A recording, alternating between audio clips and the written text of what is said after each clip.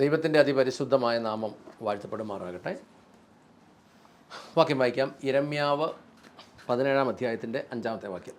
യഹോവ ഇപ്രകാരം അരുളിച്ചെയ്യുന്നു, മനുഷ്യനിൽ ആശ്രയിച്ച് ജഡത്തെ തൻ്റെ ഭുജമാക്കി ഹൃദയം കൊണ്ട് യഹോവയിൽ നിന്ന് വിട്ടകലുന്ന മനുഷ്യൻ ശപിക്കപ്പെട്ടവനാകുന്നു. യഹോവ ഇപ്രകാരം അരുളി ചെയ്യുന്നു, മനുഷ്യനിൽ ആശ്രയിച്ച് ജഡത്തെ തൻ്റെ ഭുജമാക്കി ഹൃദയത്തിൽ യഹോവയെ വിട്ടകലുന്ന മനുഷ്യൻ ഭാഗ്യവാൻ. മനുഷ്യനിൽ ആശ്രയിച്ച് എന്നതിന് രണ്ട് ഭാഗമുണ്ട്. ഒന്ന് മറ്റു മനുഷ്യരിൽ ആശ്രയമാണ്, പക്ഷേ പ്രധാനമായും അത് സ്വയ ആശ്രയത്തെക്കുറിച്ചാണ് ഇവിടെ പറയുന്നത്. അതുകൊണ്ടാണ് അത് രണ്ടാമതൊന്നും കൂടെ ചേർന്ന് ജഡത്തെ തൻ്റെ ഭുജം ആക്കി എന്ന് എഴുതിയേക്കുന്നത്. സ്വയാശ്രയം. സ്വയാശ്രയം എന്ന് പറഞ്ഞാൽ സ്വയ ചിന്താഗതി. സ്വയ ചിന്താഗതിയെ ആശ്രയിച്ച് എന്ന് പറഞ്ഞാൽ എൻ്റെ ചിന്ത എൻ്റെ കൈയാക്കി, എൻ്റെ പ്രവർത്തനമാക്കി. നമ്മൾ ഇപ്പോൾ ഈ മനസ്സിലാകുന്നത് യഥാർത്ഥത്തിൽ ഈ ദൈവവചനം എന്ന് പറയുന്ന പുസ്തകം, ദൈവം സംസാരിച്ചത്, ദൈവവചനം പുസ്തകം ആദ്യമായി ഇത് എഴുതിയതും കൊടുത്തതും ഭാഷയും ഒക്കെ നമ്മൾ നോക്കുമ്പോൾ ഇത് ഇസ്രയേലുമായി ബന്ധപ്പെട്ട, അല്ലെ യഹൂദനുമായി ബന്ധപ്പെട്ട. പഴയ നിയമം എഴുതി കൊടുത്തത് ഹീബ്രുവിലും പുതിയ നിയമം എഴുതിയത് കൂടുതലും ഗ്രീക്കിലും. ഇത് യഹൂദ ജനത്തിനോട് കൊടുത്തതും യഹൂദന്മാരുടെ കൈ കൊടുത്തതും അവർ സ്വീകരിക്കാതെ വന്നപ്പോൾ ഇത് ലോകം മുഴുവൻ ജാതികളുടെ അടുത്തേക്ക് വന്നതുമായ ഒരു സാഹചര്യമാണ്. അപ്പോൾ അങ്ങനെയുള്ള ഒരു ഭാഷ, ഒന്നാമത് ഹീബ്രു എഴുതുന്നത് വലത്ത് നിന്ന് ഇടത്തോട്ടാണ്, അറബി പോലെ എഴുതുന്നത്. ആ ഹീബ്രു ഇപ്പം നമ്മൾ സാധാരണ പുസ്തകം ഇങ്ങനെ വെച്ചിട്ട് ഇങ്ങനെ ഇങ്ങനെ മറിച്ച് മുന്നോട്ട് വായിക്കുന്ന സ്ഥാനത്ത് ഹീബ്രു നേരെ തിരിച്ച് പുസ്തകം മറിച്ചിട്ട് ഇങ്ങനെ മുന്നേന്ന് പുറകോട്ടായി പുസ്തകത്തിൻ്റെ പരിപാടി എല്ലാം പോകുന്നത്. ഹീബ്രുവിൽ എഴുതുന്നത് ഇവിടുന്ന് ഇങ്ങനെ ഇങ്ങോട്ടാണ്. നമ്മൾ ഇടതുനിന്ന് വലത്തോട്ട് എഴുതുമ്പം അവർ വലത്തെ അറ്റത്തുനിന്ന് ഇടത്തോട്ട് എഴുതും. അപ്പോൾ ഇത് മുഴുവൻ ഇത് കൃത്യമായിട്ട് ഇങ്ങനെ പറയുന്നത് എന്താണെന്ന് ചോദിച്ചാൽ, ഈ ഇസ്രയേൽ ജൂവിഷ് ബൈബിള് യഥാർത്ഥത്തിൽ ഞങ്ങളുടെ കയ്യിൽ ഈ അടുത്ത കാലത്ത് കിട്ടുമ്പോഴാണ് നമ്മളിതിൻ്റെ ഡീറ്റെയിൽസ് കൂടുതലും ആദ്യമായി മനസ്സിലാക്കുന്നത്. ഏതാണ്ട് ഈ പഴയ നിയമം എന്ന് പറയുന്ന നമ്മുടെ പുസ്തകത്തിൻ്റെ തന്നെ യഹൂദൻ്റെ ജൂവിഷ് ബൈബിള് ഏതാണ്ട് $300 വിലയാണ് അത് നമുക്ക് കിട്ടുമ്പോൾ. എന്ന് പറഞ്ഞാൽ ഏതാണ്ട് 27,100 രൂപയോളം വിലയുണ്ട് ആ ഒരു പുസ്തകത്തിന്. അപ്പോൾ അതിനകത്ത് അത്രയും കൃത്യമായിട്ട് ഇതിനകത്ത് എഴുതി വെക്കുമ്പോൾ ആ ഭാഷയ്ക്കകത്തുനിന്ന് വന്ന തർജിമയിലൊക്കെ വന്ന ആശയങ്ങളുടെ വ്യത്യാസം നമ്മുടെ ഇവിടെ വന്നു കഴിഞ്ഞപ്പോഴേക്കും അത് ഭയങ്കരമായ വ്യത്യാസമുള്ളതുകൊണ്ട് തന്നെ പല കാര്യങ്ങളും നമ്മൾ മനസ്സിലാക്കിയേക്കുന്നത് വേറൊരു രീതിയിലാണ്.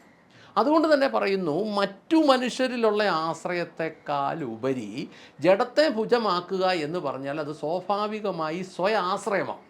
ഇനി മറ്റു മനുഷ്യരാണെങ്കിലും നമ്മൾ ഈ കേരളത്തിലെ ഒരു രീതി അനുസരിച്ച്, വിശ്വാസികളുടെ ഒരു ചിന്താഗതി അനുസരിച്ച് നമ്മൾ വിചാരിക്കുന്നത് ഇത് പ്രസംഗിക്കുന്നവർ പറയുന്നത് എല്ലാമേ സത്യമാണ്.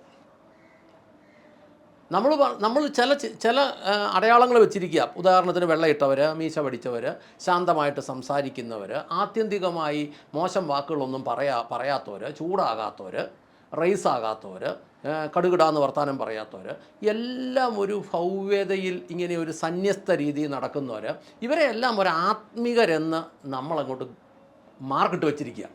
അതുകൊണ്ട് തന്നെ അവർ പറയുന്നതെല്ലാം നമ്മൾ പറയുന്നത് വേദവാക്യമാണ് എന്ന രീതിയിലാണ് നമ്മൾ നിൽക്കുന്നത്. പക്ഷേ നമുക്കിത് സ്വാഭാവികമായി ഇതിൻ്റെ വശം എന്താണെന്ന് ശരിക്കും മനസ്സിലാകണമെങ്കിൽ നമ്മൾ ഇതിനകത്തോട്ടിറങ്ങണം. ഇനി ഇതിനോട് ചേർന്നൊരു വാക്യം കൂടെ വായിക്കാം. കൊറിന്ത്യർ ലേഖനത്തിൽ നിന്നൊരു വാക്യം വായിച്ചേ. 2 കൊറിന്ത്യർ 10:3. ഞങ്ങൾ ജഡത്തിൽ സഞ്ചരിക്കുന്നുവെങ്കിലും ജഡത്തെ അനുസരിച്ച് പോരാടുന്നില്ല. ഒറ്റ വാക്യത്തെ തന്നെ അങ്ങനെ എഴുതുന്നു. എൻ്റെ ബൈബിളിൽ എഴുതിയേക്കുന്നത് ഇങ്ങനെയാണ്, ഞങ്ങൾ ലോകത്തിൽ ജീവിക്കുന്നവരെങ്കിലും ലോകക്കാരെ പോലെ പോരാടുന്നില്ല. രണ്ടും ഏതാണ്ട് ഒരർത്ഥം തന്നെയാണ്. ഞങ്ങൾ ജഡത്തിൽ ഈ ജഡത്തിന് ലോകം എന്ന അർത്ഥമുണ്ട്, ലോകത്തിന് ഈ പ്രപഞ്ചമെന്നും ഭൂമിയെന്നും ഒക്കെ അർത്ഥമുണ്ട്, ലോകത്തിന് പിശാചെന്ന അർത്ഥമുണ്ട്. അങ്ങനെ പല അർത്ഥങ്ങൾ അതിനെല്ലാം ഉണ്ട്. അതൊക്കെ മൂലഗ്രന്ഥത്തിൽ ഏതർത്ഥത്തിൽ എഴുതിയോ അതിൻ്റെ ഒറിജിനൽ അർത്ഥം തന്നെ കിട്ടുമ്പോഴാണ് നമുക്കത് കൃത്യമായിട്ട് മനസ്സിലാകുന്നത്. ഇപ്പം ഇവിടെ ഈ വാക്യം എഴുതിയേക്കുന്നു, ഞങ്ങൾ ജഡത്തിൽ ജീവിക്കുന്നവരെങ്കിലും ജഡക്കാരെ പോലെ പോരാടുന്നില്ല, അല്ലെങ്കിൽ ഞങ്ങൾ ലോകത്തിൽ ജീവിക്കുന്നവരെങ്കിലും ലോകക്കാരെ പോലെ പോരാടുന്നില്ല. 2 തരം പോരാട്ടമുണ്ട്. അപ്പോൾ നമ്മൾ ഉദാഹരണം നോക്കിക്കഴിഞ്ഞാൽ, ഇപ്പോൾ ഇന്ത്യയും പാകിസ്ഥാനും തമ്മിൽ ഒരു പോരാട്ടത്തിൻ്റെ തലത്തിലെത്തി നിൽക്കുക. ഇന്ത്യ പറയുന്നു ഇന്ത്യയിൽ ഭീകരമായ പോരാട്ടങ്ങൾ ഭീകരരെ വെച്ച് നടത്തുന്നു. ഇപ്പോൾ അതിന് മറുപടി കൊടുക്കാൻ വേണ്ടി ഇന്ത്യ അടുത്ത പദ്ധതികൾ ഇങ്ങനെ ആലോചിച്ചുകൊണ്ടിരിക്കുന്നു. ചിലപ്പോൾ അത് നേരെ തിരിച്ച് യുദ്ധമായി മാറാം. അങ്ങനെ ലോകത്തിൽ പോരാടുന്ന രീതിയിൽ ഒരു തരം പോരാട്ടമുണ്ട്. ഇനി കമ്പനികൾ തമ്മിലുള്ള മത്സരം, ആശുപത്രികൾ തമ്മിലുള്ള മത്സരം, അവർക്ക് ചെയ്യാൻ പറ്റുന്ന രീതിയിൽ എതിരാളിയെ തകർത്ത് കളയാനുള്ള പണികൾ അവർ ചെയ്യും. അത് സകല മേഖലയിലുമുണ്ട്. എതിരാളിയെ തകർത്ത് എതിരാളിയുടെ കയ്യിലിരിക്കുന്ന സാഹചര്യങ്ങളിലൂടെ സ്വന്തമാക്കാൻ വേണ്ടിയിട്ടുള്ള പ്രവർത്തനങ്ങളെ പോരാട്ടം എന്ന് പറയും. അപ്പോൾ അങ്ങനെ ലോകക്കാരുടെ പോരാട്ടം എന്ന് പറയുന്നത് കൊണ്ട് ആത്മീക പോരാട്ടമുണ്ട്. ഇതിൽ ഒന്നാമത്തെ വിഷയമായിട്ട് നമ്മൾ ലോകക്കാരുടെ പോരാട്ടം എടുത്താൽ അത് തന്നെ 3 വിധത്തിലുണ്ട്. ലോകക്കാരുടെ പോരാട്ടം ഞാൻ സ്വന്തം ചിന്താഗതിയിലൂടെയുള്ള സ്വയമായുള്ള പോരാട്ടം, ചിലതൊക്കെ സ്വയമായിട്ട് അങ്ങനെ. പിന്നെ ജഡികമായ പരസ്പര പോരാട്ടം, അത് ഈ അടിയും പിടിയെല്ലാം അതിനകത്ത് പെടുക. പിന്നെ പൈശാചികമായ പോരാട്ടം, അത് 2 തരമുണ്ട്. അറിഞ്ഞും അറിയാതെയുള്ള പോരാട്ടമുണ്ട്. ഇപ്പം ഒരു വ്യക്തിക്ക് വേറൊരു വ്യക്തിയോട് പക തോന്നി നേരിട്ടടിക്കാനുള്ള ശേഷിയില്ലെങ്കിൽ അവൻ വേറെ എന്തെങ്കിലുമൊക്കെ വിധത്തിൽ ആഭിചാരമോ മന്ത്രവാദമോ എതിർ പ്രാർത്ഥനയോ അങ്ങനെ എന്തെങ്കിലുമൊക്കെ ചെയ്യുമ്പോൾ അതിനെയും അത് പൈശാചിക പോരാട്ടമാണ്. കാരണം മുഖാമുഖം ചെല്ലുന്നില്ല, ഒളിഞ്ഞിരുന്ന ഈ പരിപാടി.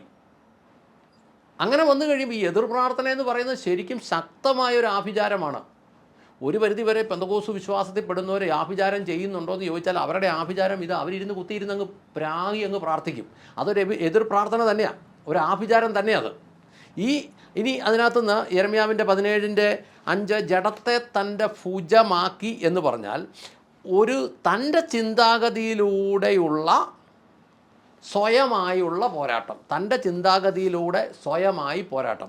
എൻ്റെ ചിന്താഗതിയിലൂടെ ഞാൻ പോരാടാൻ തുടങ്ങിയെങ്കിൽ, അല്ലെ ഒരു വ്യക്തിയുടെ ചിന്താഗതിയിലൂടെ പോരാടാൻ തുടങ്ങിയാൽ എന്താ സംഭവിക്കുന്നത് ചോദിച്ചാൽ ആ പോരാട്ടത്തിൻ്റെ കളിക്കളം എന്ന് പറയുന്നത് മനസ്സാണ്. അപ്പോൾ ആ മനസ്സിൽ 2 കാര്യം ഉണ്ടാകും. മനസ്സിന് 3 അവസ്ഥയുണ്ട്. ഒന്നെങ്കിൽ ഒരു ഉന്മാദ അവസ്ഥയുണ്ട്, ഉള്ളതിന് മോളിൽ കയറി നിൽക്കും മനസ്സ്. അല്ലെങ്കിൽ ആ ഉള്ള അവസ്ഥയിൽ നിൽക്കും, നോർമൽ എന്ന് പറയും. അല്ലെങ്കിൽ അത് വിഷാദത്തിലേക്ക് പോകും, അത് താഴ്ന്ന ഒരവസ്ഥയാണ്. ഇങ്ങനെ 3 അവസ്ഥയിൽ കൂടെ മനസ്സ് പോകും. ചിന്താഗതിയിലൂടെ ഒരുത്തൻ സ്വയമായ ചിന്താഗതിയിലൂടെ സ്വയമായിട്ട് പോരാടാൻ തുടങ്ങുമ്പം ഒന്നെങ്കിൽ ഉന്മാദം ഉണ്ടാകും, അല്ലെങ്കിൽ വിഷാദം ഉണ്ടാകും.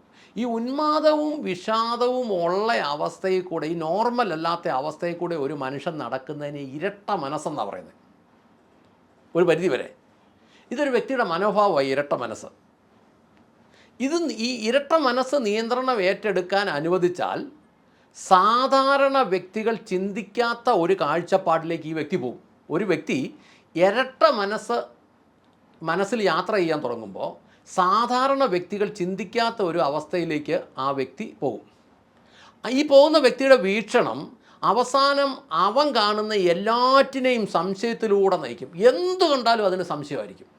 എന്ത് കണ്ടാലും ആ സംശയത്തിനൊരു രസം കൂടെയുണ്ട്, യുക്തിരഹിതമായ സംശയങ്ങളായിരിക്കും. വെളിയിൽ ഒരു മനുഷ്യൻ കേട്ടാൽ ഒരു യുക്തി അതിന് കാണുകയില്ല, ഒരു ലോജിക്കും കാണുകയില്ല, പക്ഷേ സംശയങ്ങൾ ഭീകരമായിരിക്കും.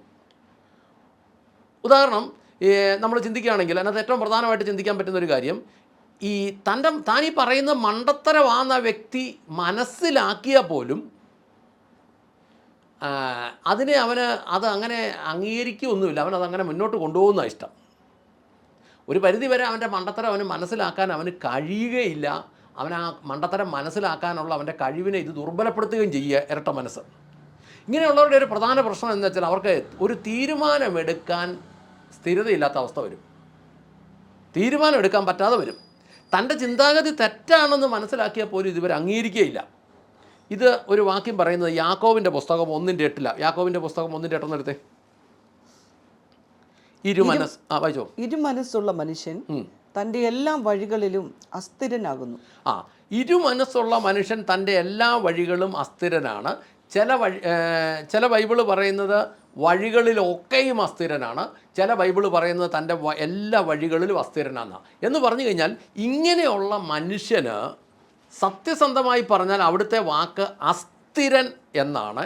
എന്ന് പറഞ്ഞാൽ സ്ഥിരതയില്ലാത്തവൻ എന്നാണ്. സ്ഥിരതയില്ലാത്തവൻ്റെ സ്ഥിരതയുടെ അടിസ്ഥാനം, സ്ഥിരതയില്ലായ്മയുടെ കാരണം എന്തെന്ന് ചോദിച്ചാൽ ഒന്നെങ്കിൽ അത് വിഷാദമായിരിക്കും, അല്ലെങ്കിൽ അത് ഉന്മാദമായിരിക്കും. എന്ന് പറഞ്ഞാൽ നോർമൽ പോകുന്ന അവസ്ഥയ്ക്ക് ഒന്നെങ്കിൽ കുറച്ച് മുകളിലോട്ടായിരിക്കും, അല്ലെങ്കിൽ കുറച്ച് താഴോട്ടായിരിക്കും. ഈ താഴോട്ടുള്ളതിനെ വിഷാദം എന്ന് പറയും.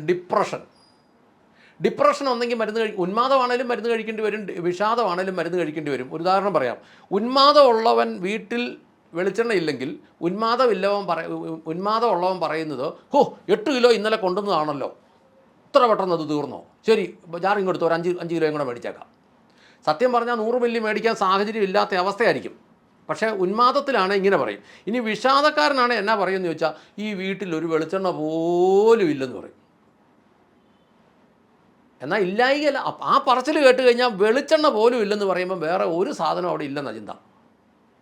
പക്ഷേ പറഞ്ഞത് വെളിച്ചെണ്ണ ഇല്ലെന്നാണ്. പക്ഷേ ആ പോലും എന്നൊരു വാക്കും ആ ടോണും കൂടെ കൂട്ടിച്ചേർത്തപ്പം അത് വിഷാദമായി മാറി.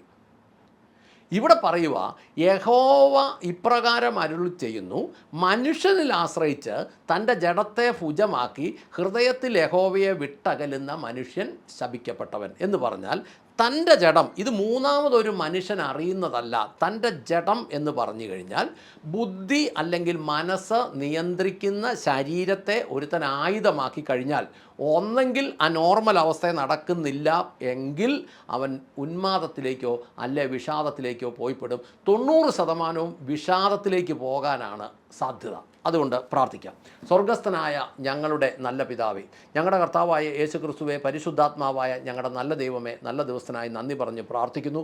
തിരുവചനത്തിൻ്റെ ആഴങ്ങൾ മനുഷ്യൻ്റെ ആത്മാവിനും മനുഷ്യൻ്റെ പ്രാണനിലും മനുഷ്യൻ്റെ ശരീരത്തിലും മനുഷ്യൻ്റെ ജഡത്തിലും ഒക്കെ ശുദ്ധീകരണം വരുത്തും എന്ന് ഞങ്ങൾ ആഴമായി മനസ്സിലാക്കുന്നു. നാഥ, അങ്ങയുടെ വലിയ കൃപയും കരുണയും കരുതലും ഞങ്ങളുടെ മേലേക്ക്, എന്നെ കേൾക്കുന്ന ഓരോരുത്തരുടെയും മേലേക്ക് ഇറങ്ങി വരണമേ എന്ന് പ്രാർത്ഥിക്കുന്നു.